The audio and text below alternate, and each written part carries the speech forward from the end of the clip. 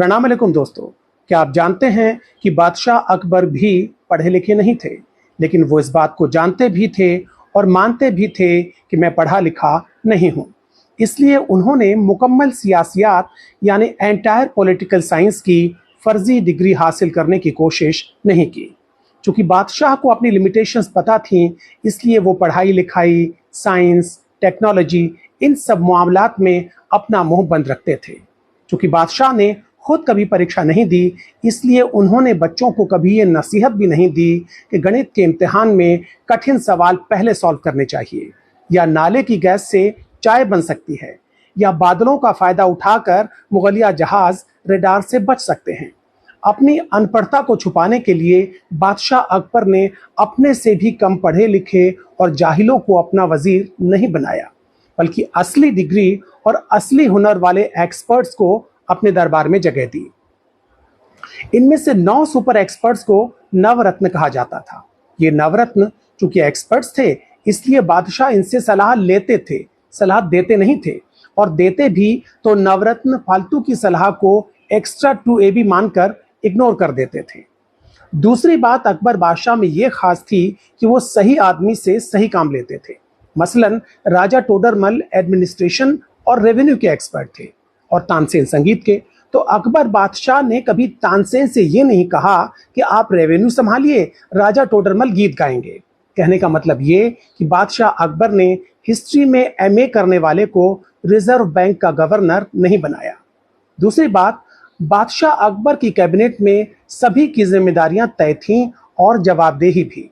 ये नहीं कि रेल का मामला हो तो खेल मंत्री जवाब दें, खेल के मामले में तेल मंत्री बोलें, तेल के मामले में जेल मंत्री बयान दें। बादशाह अकबर के मंत्री अपना अपना काम किया करते थे, खो खो का खेल नहीं खेलते थे। बहरहाल बादशाह अकबर ने सड़कें बनवाईं, शानदार इमारतें बनवाईं, सराय बनवाईं, बहुत कुछ बनवाया, लेकिन जीते जी अपने नाम से जलालुद्दीन मोहम्मद अकबर स्टेडियम नहीं बनवाया। उन्होंने कभी अपनी नाकामी का ठीकरा अपने बाप हुमायूं के सर पे नहीं फोड़ा। अच्छा, अकबर के दरबार में हमारे एक पूर्वज व्यंग्यकार यानी सैटारिस्ट भी थे, आप जानते हैं, उनका नाम था बीरबल। मजे की बात यह कि बीरबल के ज्यादातर व्यंग्य और कटाक्ष बादशाह अकबर की कमियों और गलतियों पर होते थे, लेकिन इसके बावजूद बादशाह ने न तो उन्हें सोशल मीडिया पर ट्रोल करवाया और न ही उनके खिलाफ एफआईआर दाखिल करवाई, बल्कि उन्हें अपना नवरत्न बनाया। बादशाह अकबर भी दिखने में अच्छे नहीं थे, लेकिन उन्होंने न तो प्लास्टिक सर्जरी करवाई और न ही रोज 2 घंटे मेकअप के लिए दिया करते थे। हिंदुस्तान का शहंशाह होने के बावजूद बादशाह अकबर दिन में 5 बार कपड़े नहीं बदलते थे। बादशाह अकबर गलत फैसला देने के लिए मुंसिफ और काजी पर दबाव नहीं डालते थे, रियाया से किए हुए वायदों को भूल नहीं जाते थे, सब कुछ एक्चुअल और ओरिजिनल करते थे, पुरानी योजनाओं के नए नाम नहीं रखते थे। और सबसे बड़ी बात कि बादशाह अकबर ने मजहब को हमेशा सियासत से अलग रखा। अपनी प्रजा में उन्होंने कभी धर्म के आधार पर भेदभाव नहीं किया। उनके 9 में से 4 रत्न बीरबल, मानसिंह, टोडरमल और तानसेन हिंदू थे, और बाकी सब भी हिंदू मुसलमान करने वाले लोग नहीं थे, बल्कि फैजी ने महाभारत और गीता का फारसी में अनुवाद किया।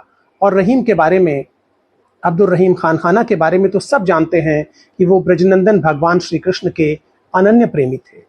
तो इस तरह बादशाह अकबर ने साबित किया कि राजा अनपढ़ होते हुए भी महान हो सकता है, बशर्ते उसका दिल साफ हो और सोच बड़ी हो, बशर्ते राजा झूठा, मक्कार, धोखेबाज और नफरती न हो।